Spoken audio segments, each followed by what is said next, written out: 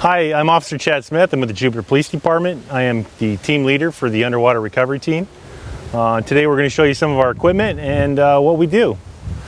So part of our gear is a dry suit. We use this primarily for contaminated water, ponds and golf courses and throughout the town. Anywhere that there's contamination in the water and safety to our skin would be an issue. With the dry suit, you'll notice that we have a sealed glove. It prevents any water from coming in the suit, as well as our boots, which are attached to the suit, and they keep us dry inside. A dry suit is just that, a dry suit. The diver stays dry. When we do have the fortune to dive in a clear, stable pond like the ocean or the Loxahatchee River, we'll be wearing a wetsuit, and totally opposite of the dry suit. You will get wet in a wetsuit, but they're more comfortable, more easy to move. Just a lot more diver friendly. With any wetsuit, we would wear wet dive boots. These are a bit heavier duty than your typical dive boot. They have a hard boot sole, which makes it good for glass or anything we may come in contact with on the bottom if we are standing up. With either the dry suit or the wetsuit, we would wear these fins. That's what helps us propel in the water underwater. The dry suit has a built-in dive boot, and the wetsuit we would wear the boot and the go on simply as any boot would. Currently we have two types of BCDs, which is a buoyancy compensator device. This is our new Scuba Pro Glide we just got. These are very nice. We like these a lot. They're very comfortable. Typical looks just like a recreational BCD. They have pockets. Your inflator device. These are very nice. We love them. And all of our divers have this. This is another great tool we love. This is our Rapid BCD. We are able to keep these in the trunks of our cars. They have a much smaller tank, but they are for rapid deployment. A couple instances we've had some cars go into canals, into some bodies of water, and we're able to, right from our car, drive to the scene. We were able to put these on. We have fins in the trunk and in the water within seconds and minutes. Some more of our gear. We have several of these. I just put one out here. This is just a 100-pound lift bag. We would use this to pick up a safe, a car. We could use enough of these that we could actually pick up a car and float a car if we needed to. Simply, we will attach a chain or a rope to the item we want to lift, and then with our air from our regulators, we would simply just inflate this bag with air. Once it inflates, it's got 100 pounds of lift, and several of these bags pick up anything that we need to pick up. We have a two-way communication for all of our divers when they're in the water.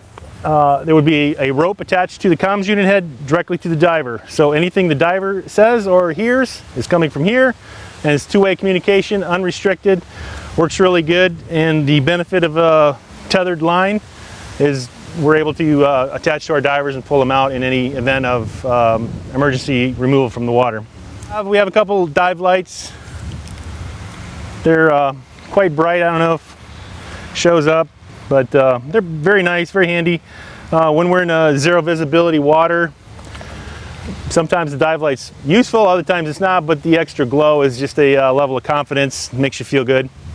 We just purchased these. These are our new metal detectors, which will help us aid in zero visibility in the search of a piece of evidence, be it a handgun, a knife, a safe, anything along that lines that's small. We're able to use this.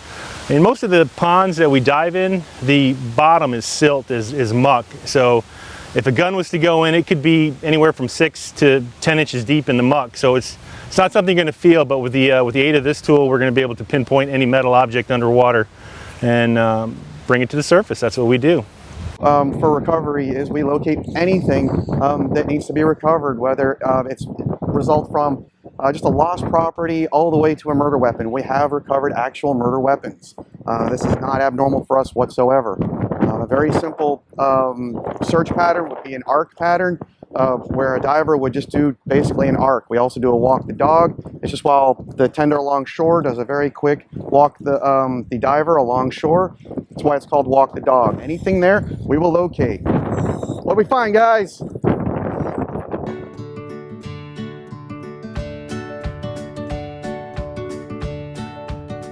Here on the Marine Unit, our main concern really is the safety of people out here on the water. All too often people come out on the water hoping to have a fun day, and if you don't have the proper safety equipment and the proper boating skills, you could find yourself in trouble in a hurry. So a lot of things that we look for out here are typical safety violations, whether that be through a safety inspection or if we see someone violating navigational rules. Those types of things, we'll stop those people. And generally it just requires a conversation with the boater to educate them, and if need be, then sometimes it does require a citation. And if you're going to be out on a boat here in the waterways of Jupiter, you need to first have the proper safety equipment on board with you, and that's a life jacket, a Coast Guard approved life jacket for everybody on board, and make sure that it's the proper size and proper fit for those people that you have on board. Remember that if you're on a vessel that is under 26 feet and you have a child that's under 6 years old, they have to be in a life vest at all times while the vessel is underway. The other thing that is important is knowing your location. In the event of an emergency, you'll be able to give that information over a VHF channel 16 on the radio. It's very important to have a radio with you, because if you do get yourself into trouble out there on the water, you're going to want to be able to notify other boaters around you, and that's the best way to do it. You're also going to want to have a whistle with you on board, some kind of sound making device, and at least 3 day flares and 3 night flares, or some kind of signaling device in the event you run into emergency at night. The Jupiter Police Department has 2 vessels that we utilize. One is the 32-foot contender that we have here, and we also have a 24-foot rigid hull inflatable. Now the contender we use, if we know it's going to be rough offshore, would usually be in the contender because it's made for rougher weather. The rigid hull inflatable we use when we're going to be making contact with a lot of boaters throughout the day.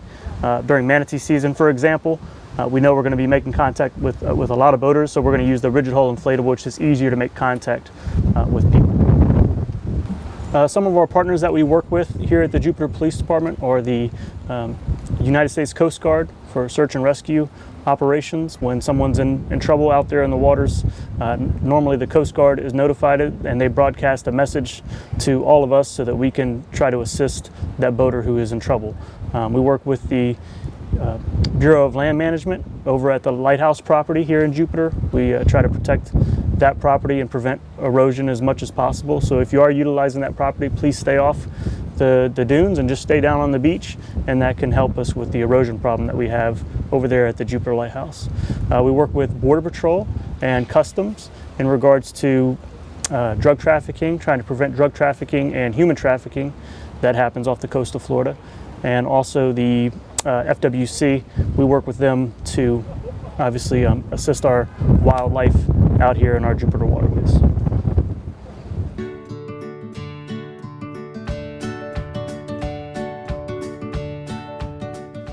We basically patrol all the beaches in Jupiter, all the way from Marcinski all the way to the inlet.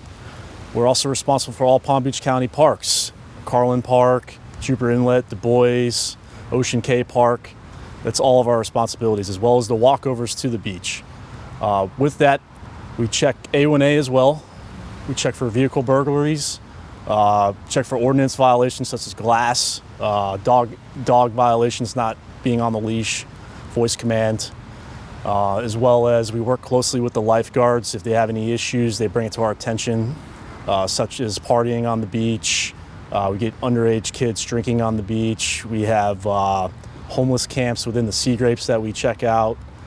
There's actually a whole list of issues that we deal with on a daily basis. Being assigned to the beach unit, you can utilize different vehicles. We utilize our patrol cars. We can ride on bikes, mountain bikes that we have. We can hop on the boat with the marine unit. Also, we patrol the beach on ATVs. This one is a Polaris. This is the General. It's a 1000. We just recently got this last year. We have 2 of these, and we have a third one. It's a similar style, but a little bit different. And these are great off-road. We can take these all the way out to Riverbend Park if we have missing persons calls. Anywhere that the regular vehicle can't go, this does. We carry medical packs on here. We carry life-saving measures for drownings, regular injuries that people might happen or have occur on the beach. We're pretty well prepared with everything.